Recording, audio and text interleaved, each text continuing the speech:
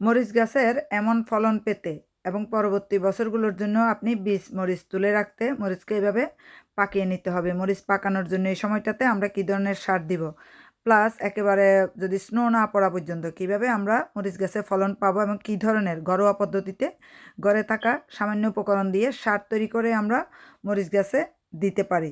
শুধু যে মরিচ গাছ তা না, আমি কোন কোন গাছে কী দিচ্ছি সার সেটা দেখিয়ে দিচ্ছি। এরপরে আপনি এখানে দেখেন বেগুন গাছ, টবের বেগুন গাছে, মরিচ গাছে প্লাস লাউ গাছে কোন ধরনের ঘরোয়া পদ্ধতিতে তৈরি করা সার আমি ব্যবহার করছি বৃষ্টির পর সেটাই আপনাদেরকে দেখিয়ে দিচ্ছি। অলরেডি অনেকগুলো ফুল এসেছে এবং অনেকগুলো বেগুন এসেছে। বেগুন গাছগুলোতে সার দেয়া এখন খুবই জরুরি যেন আমরা বেশি করে পেয়ে যাই বেগুন। এরপরে মরিচ দেখেন, মরিচ গাছের ফলন অবশ্যই আলাদা আলাদা হয় সব সময়, কিন্তু মরিচ গাছের অতিরিক্ত ফলন পাওয়ার জন্য আপনি যদি রেগুলারলি যত্ন নিতে পারেন, অল্টারনেটিভ ডেতে কোনো না কোনো সার দিতে পারেন।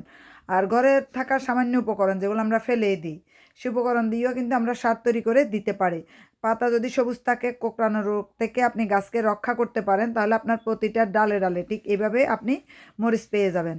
তো দেখে মনে হচ্ছে যে অনেক মরিচ, আপনারা দেখে বুঝতে পারতেছেন। আর এই মরিচগুলো যেগুলো লাল হয়েছে এগুলো তুলে আমরা শুকিয়ে নিতে পারি। তো এইভাবে আমার প্রত্যেকটা গাছ থেকে, অনেকগুলো গাছ আপনারা অলরেডি দেখেছেন, প্রত্যেকটা গাছ থেকে যদি মরিচ লাল করে আমি রেখে দিই, কারণ রেগুলার তো আর রান্না করি না, তো এগুলো আমি লাল মরিচ হিসেবেও ব্যবহার করতে পারি তরকারি রান্না করার সময়। আর কাঁচামরিচ তো যতদিন মরিচ থাকবে গাছে ততদিন কাঁচামরিচ রেগুলারলি গাছ থেকে নিয়ে খাওয়া যায়। আর আমরা যারা বাইরে থাকি আমরা তো তত বেশি মরিচ খাই না, তো এই জন্য সারা বছর আমাদের এই মরিচে হয়ে যায়। এই মরিচগুলো থেকে কয়েক রকমের মরিচ যদি আপনার বাগানে থাকে তাহলে সারা বছরের জন্য যথেষ্ট। যখন আপনার স্নো পড়বে বা গাছগুলো মরে যাওয়ার অবস্থা হবে তখন ডালগুলো কেটে দিতে হবে, পরের বছর এই মরিচ গাছে আবার মরিচ ধরবে। এবং এই মরিচগুলো যদি আমরা ফ্রিজারে রেখে দিই তাহলে সারা বছর এই মরিচগুলো খাওয়া যায়। আর যেগুলো লাল হয়ে যায় এগুলো ব্লেন্ডিং করে আমরা গুঁড়ো করে নিতে পারি অথবা ক্রাশ সিলি করে নিতে পারি একটু রোদে শুকিয়ে। আর কাঁচাগুলা উঠানোর দরকার নেই। যদি আপনার স্নো পড়ে গাছগুলো মরে যাবে মনে হচ্ছে, পাতাগুলো শুকিয়ে গেছে বা কোঁকড়ানো হয়ে গেছে, গাছে অনেক রোগ এসেছে, তখন মরিচ আপনারা হারভেস্ট করবেন। তার আগে কিন্তু মরিচ তোলার কোনো দরকার নেই। এরপরে আসেন দেখেন লাউ গাছে যে এখনও সেপ্টেম্বরের মাঝামাঝি, অলরেডি সেপ্টেম্বরে শেষ হয়ে যাচ্ছে, এখনও দেখেন কত লাউ। তো যে লাউগুলো পরাগায়ন হয়ে গেছে প্রত্যেকটা লাউ আমি দেখেন পলিথিন বেঁধে দিয়েছি, প্রত্যেকটা লাউয়ের ভিতরে এখনও 20-30টা লাউ পাওয়া যাবে গাছে। আর যেগুলো পরাগায়ন হয়ে 1-2 দিন হয়েছে এখনও আমি পলিথিন দিইনি, কিন্তু বাদ বাকি 15টা নাকি 20টা গাছে অলরেডি আমি দিয়ে দিয়েছি হলো এভাবে পলিথিন, দেখতে পাচ্ছেন আপনি, পলিথিন দিয়ে বেঁধে রেখেছি। তো তার 10-12 দিন পরে আমি পলিথিনগুলো খুলে দিব, তাহলে অনেক বড় বড় লাউ পেয়ে যাবে। এখন যদিও বৃষ্টি থেমে গেছে তারপর আমি পলিথিনগুলো রেখেছি লাউগুলো আরও বড় হওয়ার জন্য, যেন অতিরিক্ত রোদ বা অতিরিক্ত বৃষ্টিতে গাছগুলো নষ্ট হয়ে না যায়। তা আপনারা যদি দেখবেন ইয়ে করেন ব্যাগ দিয়ে লাউ গাছ আপনারা বেঁধে রাখতে চান বা লাউ বেঁধে রাখতে চান, তাহলে যেটা করবেন সেটা হলো পরাগায়নের 2-3 দিন পরে বা 4 দিন পরে আপনারা এইভাবে বিভিন্ন পলিথিন দিয়ে গাছগুলো বেঁধে দিবেন, তবে নিচে ফুটা করে দিবেন, যদি আমি আপনাদেরকে দেখিয়ে দিয়েছি। এবং কুমড়া গাছ বলেন, প্রত্যেকটা গাছে আপনারা এই ঘরোয়া পদ্ধতিতে তৈরি করা সারটা দিয়েই আপনি কিন্তু আপনার ফলন বাড়াতে পারবেন। আপনি যদি যে ঘরোয়া পদ্ধতিতে সার তৈরি করতে পারেন তাহলে খুব ভালো কথা, না হলে বাজার থেকে সার কিনতে হবে। এরপরে দেখেন কুমড়া কত বড় হয়েছে, এগুলো হলো মিষ্টি কদু বা মিষ্টি লাউ বলে।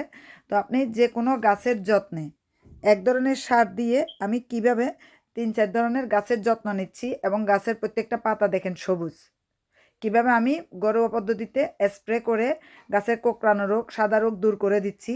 এবং বছরের এই সময়টা তো গাছ একদম সতেজ সবুজ রেখেছি এবং অনেকগুলো ফলন আসতেছে, অনেকগুলো স্ত্রী ফুল আসতেছে। এর কারণ হলো ঘরোয়া পদ্ধতিতে তৈরি করা সার গাছের গোড়ায় দেয়া। তা আপনাদের আমি বিভিন্ন ধরনের সার তৈরি করে বিভিন্ন ধরনের সার দেখিয়েছি। তা আজকের সারটা আপনারা দেখলে অবাক হবেন যে ঘরে থাকা সামান্য উপকরণ দিয়ে এত উপকারী সার তৈরি করা যায়।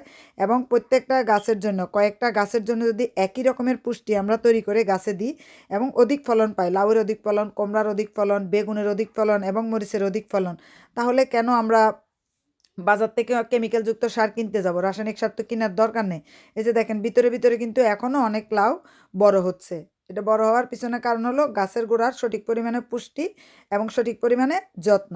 আপনি বাগান করবেন, শখের বাগান, কিন্তু সেই শখের বাগানের জন্য তো আপনাকে যেটা করতে হবে সেটা হলো সঠিক পরিমাণে যত্ন নিতে হবে। যত্ন নিতে পারবেন না তো হবে না। এখানে আমি কি করি দেখেন, এটা হলো দারচিনি বা সিনামিন বলি আমরা। তো আমি শাকসবজি ফলমূল অনেকগুলো ভিজিয়ে রেখেছিলাম, এটা হলো সিনামন পাউডার, আমার বাসায় আমি রেখেছি, করে রাখি। আর এখানে কিছু ফুল আছে, গোলাপ ফুল, বিভিন্ন ধরনের ফুল আমি ভিজিয়ে রেখেছিলাম। তো তো সেখানে 1 টিস্পুন পরিমাণ আমি দিয়ে দিচ্ছি দেখেন সিনামিন পাউডার মানে দারুচিনির গুঁড়া। কারণ বৃষ্টির পরে বিভিন্ন ধরনের পোকামাকড় হয়ে যায়, সেই পোকামাকড় যেন দূর হয়ে যায়, নষ্ট হয়ে যায় এবং গাছের গোড়ায় যেন পুষ্টি ঘটে। তো বিভিন্ন ধরনের ফুলের যে দেখেন নির্যাসগুলো কালার দেখে আপনারা বুঝতে পারতেছেন বাগানের ফুল ছিল কিছু নষ্ট হয়ে গেছে সেটা। এরপর আমি আরও পানি দিয়ে দিচ্ছি, এটা 10 লিটারের পানির একটা বালতি। তো সেখানে আমি 10 লিটার পানি নিব বা 8 লিটার পানি নিব, সেই পানিতে আমি মিশিয়ে দিলাম হলো দারুচিনির গুঁড়া আর 1 চিমটি দিয়েছি হলুদের গুঁড়া দিয়ে আরও কিছু পরিমাণ আমি পানি এখানে মিশিয়ে দিচ্ছি। আর এখানে এই যে শুধু যে শাকসবজির খোসা তা না, শাকসবজির খোসার পাশাপাশি এখানে পেঁয়াজ এবং রসুনের খোসা ভিজানো পানিও আছে। আর চা পাতা সিদ্ধ করে, আমি চা কফি তেমন খাই না, সেই জন্য চা পাতা সিদ্ধ করে পানিটা আমি এখানে মিশিয়ে দিই। এগুলো আমি আজকে রাতে মিশিয়ে রাখবো, তারপর আমি দিব হলো পরের দিন।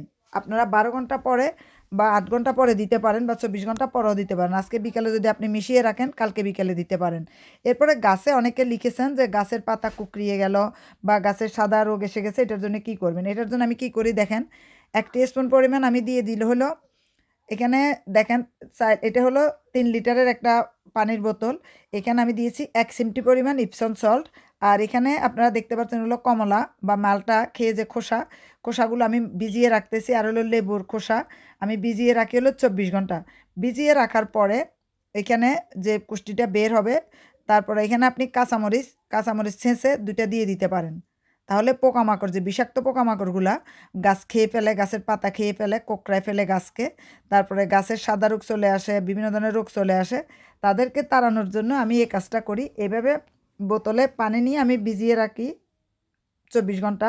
ভিজিয়ে রাখার পরে আমি এই যে মুখগুলা ফুটো ফুটো করে নিয়েছি এই যে দেখেন, এবং এটা দিয়ে আমি গাছে স্প্রে করে দিই। এই যে দেখেন এভাবে আপনি গাছে স্প্রে করে দিবেন, তাহলে প্রতিদিন একবার করে স্প্রে করবেন যাদের গাছে রোগ এসেছে। দেখেন স্প্রে করার ফলে গাছের পাতাগুলা দেখেন এখানে কোনো কোঁকড়ানোর রোগ নেই। আর অনেকগুলা ফলন তো আপনারা দেখতেই পাচ্ছেন, ছোট ছোট গাছ, ছোট ছোট টপের গাছে আপনি কি ধরনের ফলন হয়েছে আপনারা নিজেরাই দেখে বুঝেন। এবং গাছে কিন্তু কোনো কোঁকড়ানো রোগ বা সাদা রোগ কোনোটাই নেই। আপনি গাছে যদি রোগ না থাকে সপ্তাহে 1 দিন দিবেন, আর যদি রোগ থাকে তাহলে প্রত্যেক দিন দিতে থাকবেন। এই যে এগুলো এটার জন্য আমি বানিয়েছি, এখানে যে কিছু পাতা সাদা সাদা হয়ে গেছে তার মানে এখানে কোনো রোগের আক্রমণ হয়েছে। তাই আমি যদি এটা দিয়ে দিই স্প্রে করে করে, তাহলে এই রোগগুলা চলে যাবে এবং আর বাকি পাতাতে এগুলো ছড়াবে না। পাতাগুলো ফেলে দেওয়ার দরকার নেই, এখন সেপ্টেম্বরের শেষের দিকে কোনো পাতা ফেলার দরকার না। যদি জুলাই আগস্ট হতো আমি বলতাম কিছু কিছু পাতা ফেলে দেন, এখন আর একটা পাতাও ফেলার দরকার নাই। এই মিশ্রণটা যদি আপনারা স্প্রে করে দেন আর তৈরি করা পুষ্টিটা যদি আপনারা গাছের গোড়াতে দেন, তাহলে অনায়াসে আপনার গাছের ফলন বেড়ে যাবে। তো আপনারা এইভাবে যদি ফলন পেতে চান, এখনও আপনি অক্টোবর নভেম্বরও আপনি ফলন পাবেন যদি এভাবে আপনি গাছের যত্ন করে গাছ সবুজ ধরে রাখতে পারেন। গাছের সবুজ সতেজতা যদি ধরে রাখতে পারেন, পুষ্টি যদি রেগুলারলি দিতে পারেন, তবে বাজারে এখন আর কোনো পুষ্টি পাবেন না। যারা লন্ডনে থাকেন, শীতের দেশে থাকেন, এখানে দেখা যায় মার্চ এপ্রিল মে, মোটামুটি মে পর্যন্ত বিভিন্ন ধরনের কম্পোস্ট, বিভিন্ন ধরনের ওষুধ পাওয়া যায় বিভিন্ন সুপার মার্কেটে। কিন্তু আমি আজকে ঘুরে দেখলাম কোনো ওষুধই নেই, প্লাস কোনো পুষ্টিই নেই। তাহলে পুষ্টিটা এখন যদি আমাদের ফসল পেতে হয়, এটা ক্রেডিট হলো আমরা যারা বাগান করি তাদের বুদ্ধির উপরে।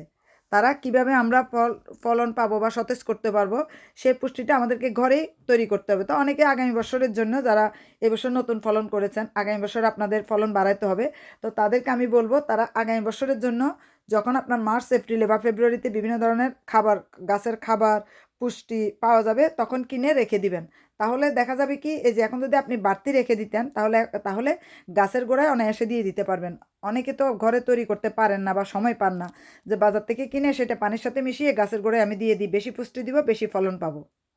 তো একদিন পর পর আপনারা এই মুহূর্তে একদিন পর পর কিন্তু এক এক ধরনের পুষ্টি দিবেন। আমি আপনাদের দেখিয়ে দিচ্ছি একদিন পর পর এক এক ধরনের পুষ্টি আমি গাছের গোড়াতে দিচ্ছি।